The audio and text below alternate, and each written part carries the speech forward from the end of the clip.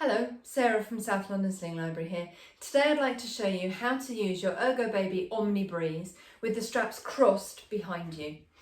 The Omni Breeze does fit more petite people with rucksack style straps much better than the ErgoBaby Omni 360 does. However, some people will just prefer the weight distribution of a carrier with crossed straps.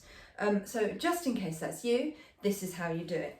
I would recommend, even when you've been wearing your carrier with rucksack style straps, that you try it with the cross straps. The Breeze, the Omni 360 and the ErgoBaby Adapt, and in fact the brand new ErgoBaby Omni Dream, all allow you to rucksack the straps or to cross them. And they do offer very different weight distributions. So at the end of the day, if you've been wearing your carrier one way, try it the other way, because you never know, you might like it. It offers you the option, so give it a go. To wear your carrier with the crossed straps, the first thing we need to do is undo the straps from the rucksack style position. So you've got a rucksack loop like that. I'm just going to follow that strap down to the buckle at the front here, squeeze the sides and press the safety button, and that comes undone.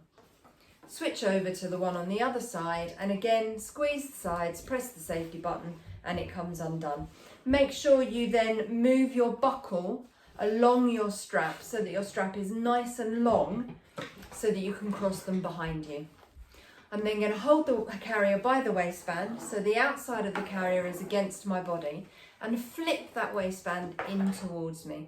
Because I'm going to be using my newborn size demo doll today, I'm going to wear this carrier right up under my boobs, right around the base of my ribs. Because my baby is quite small, wearing the carrier higher reduces the height of the body panel. It sounds really counterintuitive, but I'll just show you quickly what I mean. If I loosen this carrier, loosen this waistband and pop it down here, which is where most people think they should wear a structured carrier. And then this is Jamie. Jamie is my newborn size demo doll. Pop Jamie on my front here with their knees up and their bottom down. It's that newborn sort of position.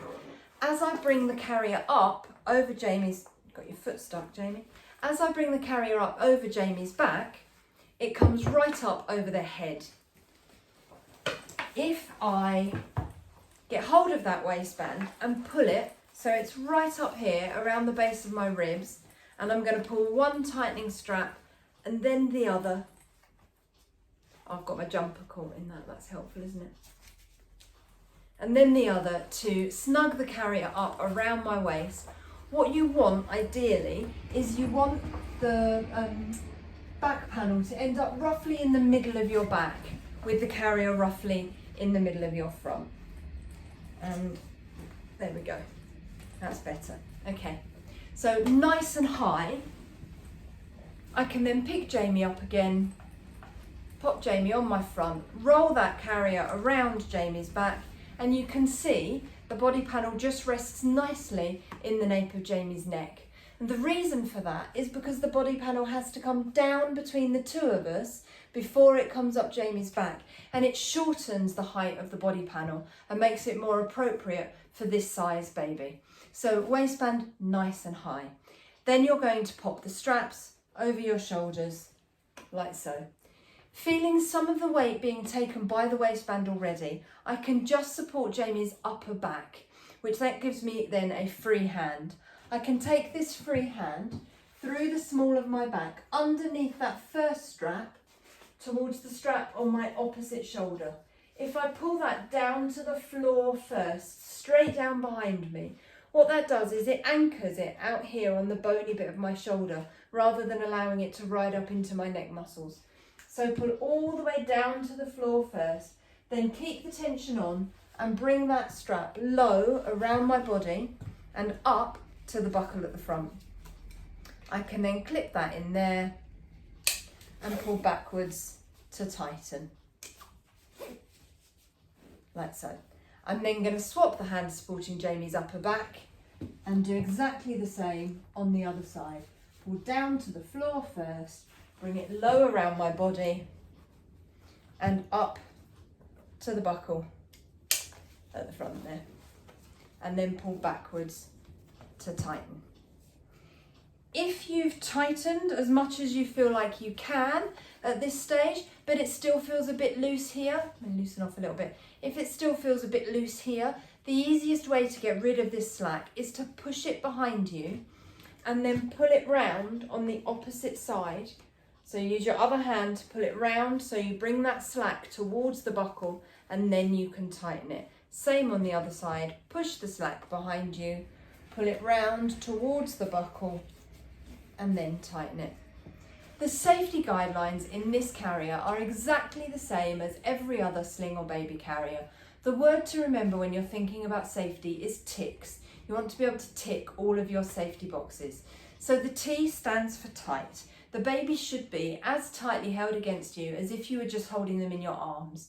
So you should be able to rest your hand on the back of the baby's head, do a little dip forward, not feel their body weight pull away from you at all. The I stands for in view. You should be able to see your baby's face without having to move any fabric or open any part of the sling at all. The C stands for close enough to kiss. And really, this is for those of us with breast tissue. It's about having the baby above your breast on the flat part of your chest. The K stands for keeping baby's chin off baby's chest. And the easiest way to tell that the baby's chin is off their chest is by doing the ugly double chin maneuver and making sure you can see the top half of the baby's face. And if you can see nose, eyes, forehead, then the baby's chin is off their chest. The S stands for supported spine. If you put a hand on the baby's back and lightly press, they don't have extra room to get closer to you, uncurl or sit up. And what this is about, it's about making sure they don't have extra space in the sling where they could slump, put their chin on their chest and close their airway. To take the baby out, I am going to support baby's weight and I'm going to find my buckle, squeeze the sides and press the safety button. There it is.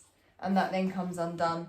To be honest, my left hand doesn't function as well as my right, so I'm going to wrap my right arm around the baby. And I'm going to do this left hand buckle with two hands. Squeeze the sides, press the safety button, and there we go. And then I can just peel the carrier from the baby and lift the baby clear. If you're not going to take your carrier off, say for example, you're just going to change the baby's nappy and then you're going out, when you wear a carrier with crossed straps, you end up with these long straps dangling down in front of you. It's really worth bearing in mind that these can be a trip hazard. So if you're just going to change the baby's nappy and go out, for example, it's worth catching hold of the ends of those straps and either putting them in your pocket or just tucking them in the waistband. That picks them up off the floor in front of you and then they're not going to be a trip hazard. If you'd like to see any of the slings or carriers that we have available at South London Sling Library, you can find them at the website, which is southlondonslings.co.uk. You can hire directly via the website, create an account, include the details of a credit or debit card, and then you can reserve any carrier that is available directly through the website. They're available for collection from Hither Green or postage at cost as well. So I hope that helps. Shout if you need me, and I'll see you soon. Thanks a lot. Bye.